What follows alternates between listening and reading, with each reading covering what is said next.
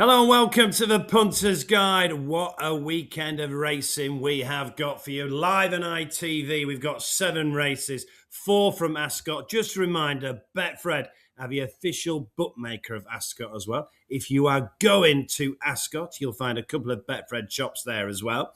And whether you're betting in line or in our shops, we are now best odds guaranteed on all UK and Irish racing. Best odds guaranteed on all UK and Irish racing. It is a cracking offer. Right then, I'm delighted to welcome Joel and Frankie. Gents, how are we doing? Oh, good, thanks, Mark. Yeah, getting on well, and we've got a great weekend racing. It's competitive and nice prices. A couple of handicaps. We've got Grade 1 action at Ascot as well. We've got top weekends racing. 7 races, but all of them are interesting in their own right. Yeah, we've also got a Manchester Derby. Can I ask you about that, Joel? Are you worried?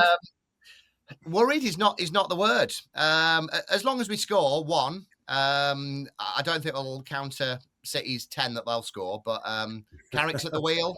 What could possibly go wrong? I'm saying nothing. Since I would say, Leeds United. Sorry, go on, Frankie. Said it's all gone wrong for you, Joel, since you couldn't beat Leeds United. Yeah. Okay. Thank you very much. All I would say is Michael Carrick was an outstanding footballer for Manchester United, wasn't he?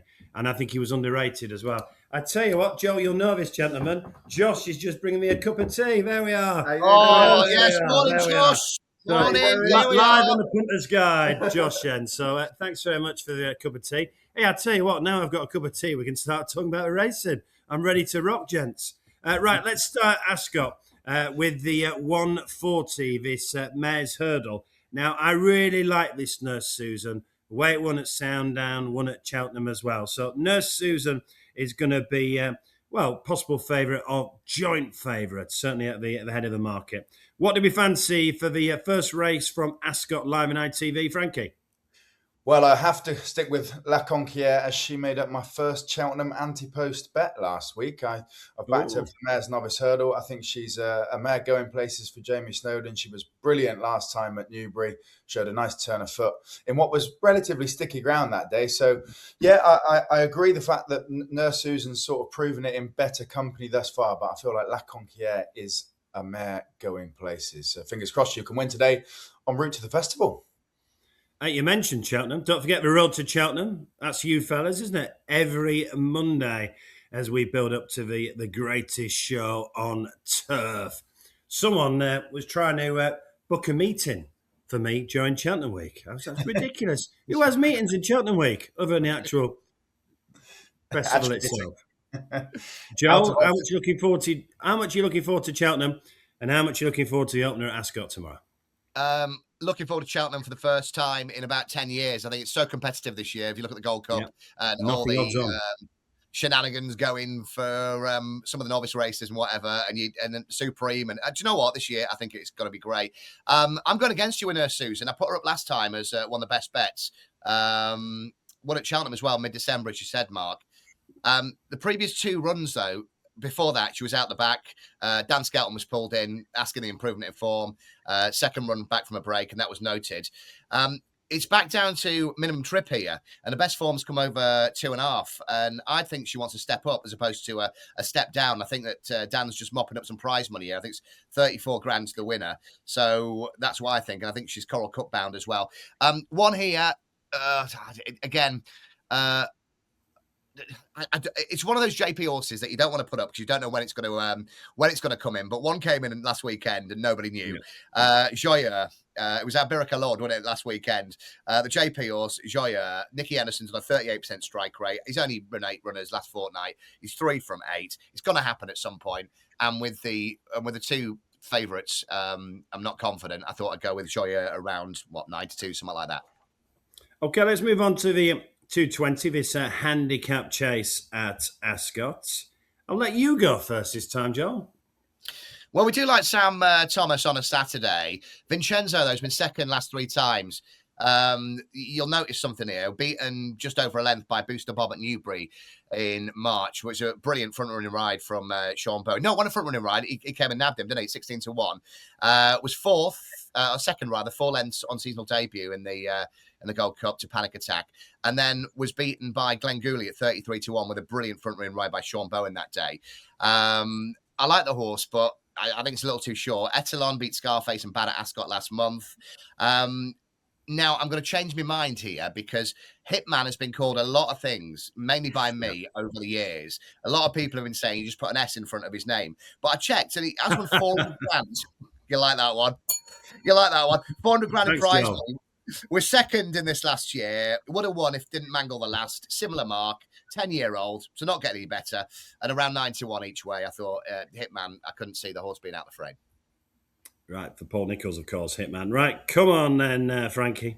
Well, you mentioned, Joel, that Etalon beat Scarface and Bad last time at Ascot, and that was mostly down to Harry Skelton just nicking the race, and he clung on for dear life, but he nicked, maybe 10 lengths or so at the start, and then just managed to cling on. I remember speaking to Dan after, and he said, we can't take much credit for that. It was all Harry. He won't win a race for another year because the handicap was going to have to put him up. In second was Scarface, who made up a lot of ground on the home straight. He just stumbled at the last, and that sort of blunted his speed. So he may well have closed that gap and won if it wasn't for a bad jump at the last. He's gone up £1 for that. I think he's got a massive chance. Right, let's move on to the third race at Ascot, which is the 253. Now, the feature races the feature meeting should not be going off at 253 or 251. Should be going off at 255. It's ridiculous, isn't it? I understand when I want to change the race times, but a 253 at Ascot is ridiculous. There's my little rant anyway. Right, handicap hurdle 253. What do you fancy, Frankie? Fevroir for the Skeltons. A county hurdle fourth a couple of years ago, and then had a little bit of a lighter season. He's not getting any younger. He's 11 years old now, but he put in a big performance to start off the year in the Greatwood, third, and obviously we know that the winner of that race is half decent. So I think just with Harry back on board, and he's going off for 132 now. He's been competitive off of higher than that. He's won round here before. I think there's a lot pointing in the direction of him putting in a big performance, and he's been supported early on in the market. You usually find that, don't you, when Harry gets back on a handicapper after they've been running okay and with credit, and then they turn up in a right sort of race like this where he has done it before, the prize money's all right. You'd say that this would have been the target. And Dan's so clever like that with targeting these horses, particularly ones that have been around for a long time, and getting them to win these big sort of handicaps at the right time. So, yeah, I don't know whether this would have been a long-term plan, but I'd say that he's certainly in with a big chance today. Fevroir for the Skeltons. Joe? I'm really strong on one here. It's top of the market, but came from nowhere for Jeremy Scott and Lorcan Williams. Was pulled out of the Lanzarote hurdle last week due to the ground. It was on the sticky side of good. This is more good to soft. The win at Hereford before Christmas, really eye-catching.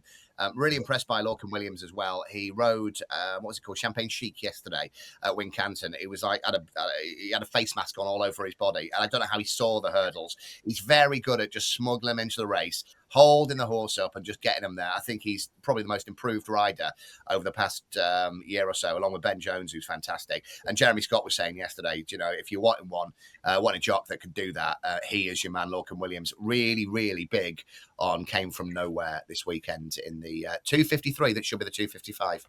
Could he get the Nicholls job, Lorcan? Yeah. I mean, there's a band of jocks that are kicking around. I think I put Keelan Woods up, didn't I? The rumours about Tristan Durrell, but I'm not sure why he would go. Unless the rumour is true that Harry's going to pack it in next year. Sean Bowen will get that job.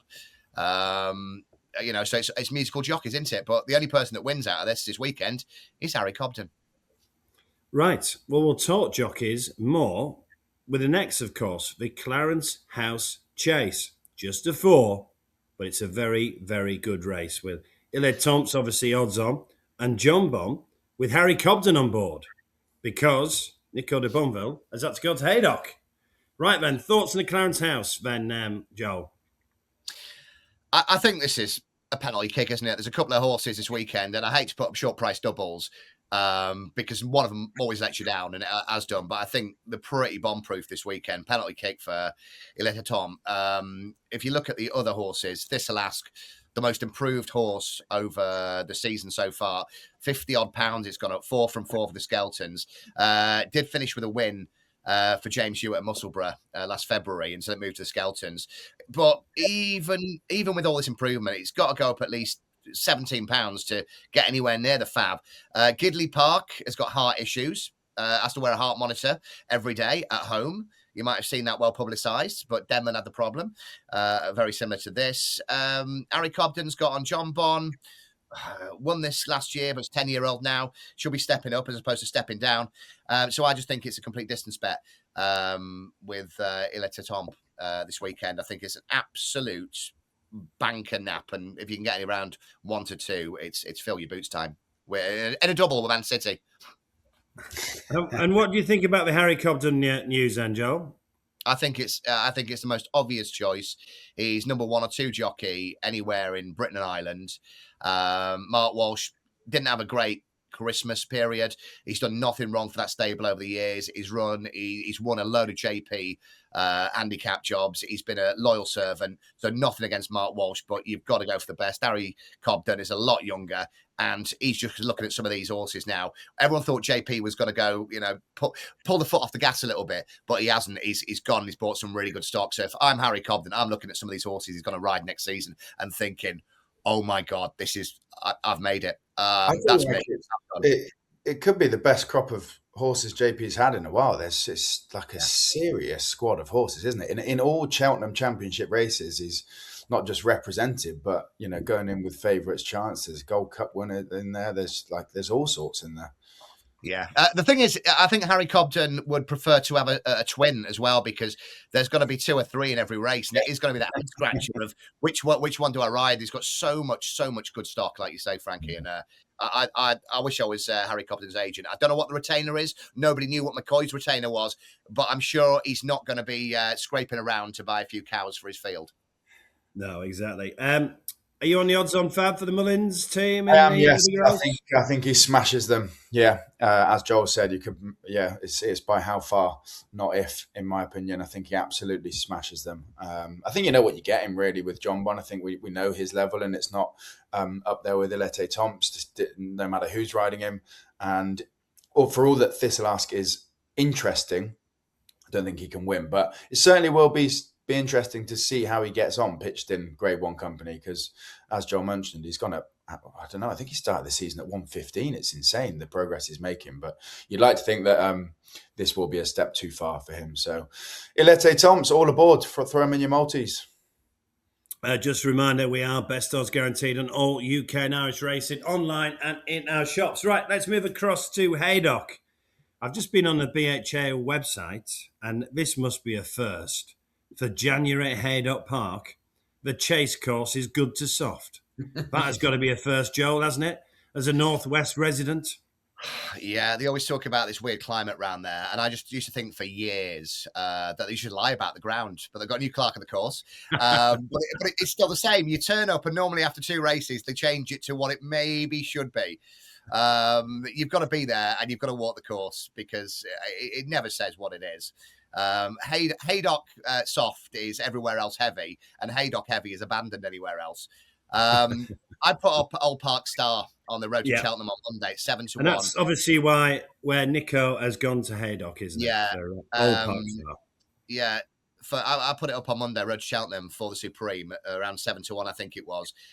We said as well there, we don't want to, Nichols has lost his jockey. He's lost one of his future stars here, gone from Nichols to Hendo, and looks like a different horse since joining Hendo.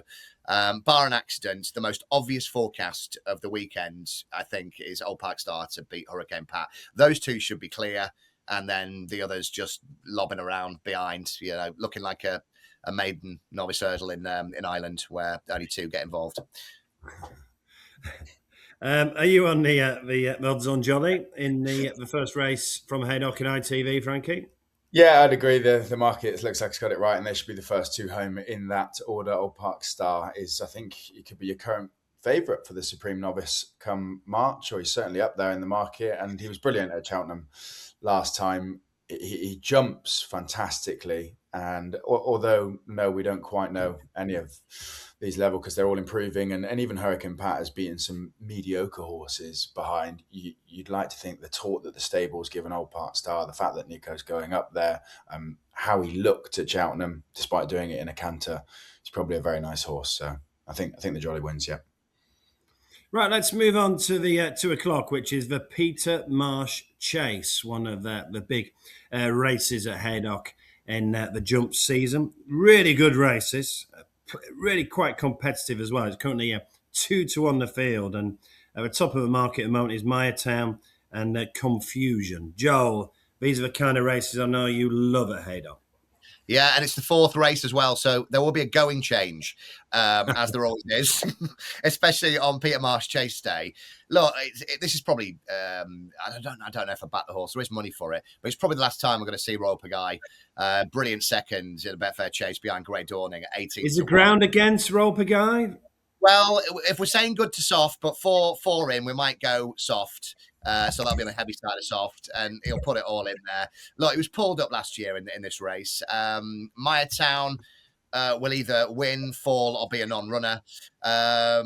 Confusion is really, really interesting. Since adding Joel to the licence, not me, Joel Parkinson, Sue Smith, 8 runs, 5 wins, 1 second, 1 third, and 1 unseater at Haydock.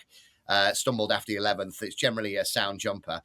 Look, if Mayertown stays on his feet, he is pretty much a really good bet this weekend. I am scared of Confusion, and I am scared of Royal Pagaille, and I am scared of the JP horse if he puts it all in, Johnny Who. But I think I'd go probably Mayertown, Royal Pagaille. That's what I'd go for. And the Royal Pagaille thing is more heart than head. It's been a lovely horse for Nisha, and Haydock is the place. Frankie? Yeah, fascinating race this. Really interesting. Obviously, Mayertown was a Cheltenham Festival winner last year, and the Lucinda Russell team was so confident going into Newbury when he fell. They couldn't have him beaten that. And then I suppose the same again, obviously Warwick was called off, and now he's come here. So it's not necessarily been the plan for him. They've been extremely confident. Then you look at Confusion. They're talking about a tilt at the Gold Cup if he can win this, and said that the handicap was caught up with plenty of horses, but not ours. Johnny Who was an enigma at Ascot, absolutely steaming home in what could be quite a good race. And then Royal Pagaille is Royal Pagaille around Haydock. So it's a really, really good race to watch. I think we'll get a great finish, whoever wins. I'm going to side with Johnny Who, just because I think that Ascot race might turn out better than perhaps we first thought in time. Deep Cave was the winner, and he could go on to good things. And Johnny Who, if there was an extra couple of yards, probably would have beat him. And yeah, as I said, managed to fly home, which he'll have plenty of time to do at Haydock. So good race, great race. Johnny Who just gets my nod. Yeah, and the O'Neills have definitely turned a corner as well, haven't they? Right then, the last one on ITV from Haydock is the 235. We've got a handicap hurdle. What do we think of this then, Frankie? Give us a winner. Yeah, you want a proper stare, don't you, here? And it's going to be Kintara and Charlie Deutsch. I've backed this horse plenty of times. And to be honest, he runs with credit, more often than not. He didn't like fences when they tried that last year or the year before. But over hurdles, extended trip, Haydock, these sorts of things suit him. These are the races that he loves. And I think if you want to be on one in what's going to be a tough finish, then you know he's going to give you a run for your money, and he's still an each-way price. Kintara. Joel? I don't know if you've been watching these, Mark. You'll say you have, but you've never seen one, have you, in your life? But these Punters guides on Friday. I thought Frankie would go for Dalston Lad here because everything's been winning out that Cheltenham champion bumper. And Dalston Lad was 15th in there, beating 18 lengths at 66-1. So I thought you'd have gone with that. It's Skelton again. Tristan Dorley's been riding brilliantly. These JP horses, just having a look at Akar Alan. Left Mullins rated 142. Got down to 115 for John Joe to win at Utoxeter. It's won a couple of times as well, 33-1, £7 claimer on board that day. Not sure if that was the day, but won easy. It's now 1-2-3, I believe. Is that right? 1-2. Is it 1-2-3? It's off. 134. I can't remember what I put down here. It could just pop up. The stable did come in form, and then they've only had one winner in the last couple of weeks. But these JP horses, once they start popping up when you don't expect them to, they keep popping up. And I thought Akert Alan was worth a little punt at the weekend, along with Dalston Lads. Yeah, I always watch this, Joel. I mean, I prefer Road to Cheltenham, but I always watch this every Friday night. Don't you worry, I always watch your Punters Guide. I might just be a sub this week, but I always watch your Punters Guide. Right, going to come back to you for your naps in a moment. Just a bit of housekeeping. Just a reminder, we are the official betting partner of Ascot, and if you are going, we've got a couple of racecourse shops there. Go and say hello to our staff. And we have best odds guaranteed on all UK and Irish racing at the moment, and that's both online and in our shops. Right then, Joel, I want you to give us your nap, but I want you to deliver it in the style of Derek Thompson, please. Oh, hey, big fella. Okay, listen, Ascot 253. Should be 255, shouldn't it? Here's a photo. Came from nowhere. Now, actually, it's a well-named horse. It did actually come from nowhere under luck and win him his last time. And let's hope he looks between his legs and likes what he sees. Came from nowhere. 253 from Tomo. Thanks very much, Tomo. Frankie, did you do any impressions? Follow that. Well, just give us Frankie Foster's nap, please. Frankie Foster's nap is La Conquière, the mare in the 140 at Ascot, where we started off the Punters Guide. Joel's got plenty, hasn't he? He could do the minute. If only he was backing a Henderson trained horse, then the red wine. No. Oh, and on Monday, we're going to have to discuss, because we thought we'd never be mentioning Constitution Hill once again. It's split the audience, hasn't it? Putting on that Friday night race, moving it a week forward. So no doubt we'll get into that on Monday. I believe you're doing the show on Monday, Mark. Well, I'm not sure. I've not been told yet. Who knows? Who knows? All right, I'll find out. Very quickly, Joe, give us a score for the Manchester Derby. What, as a Man United fan, you want me to be real? Yeah, go on. 6-1, City. Oh.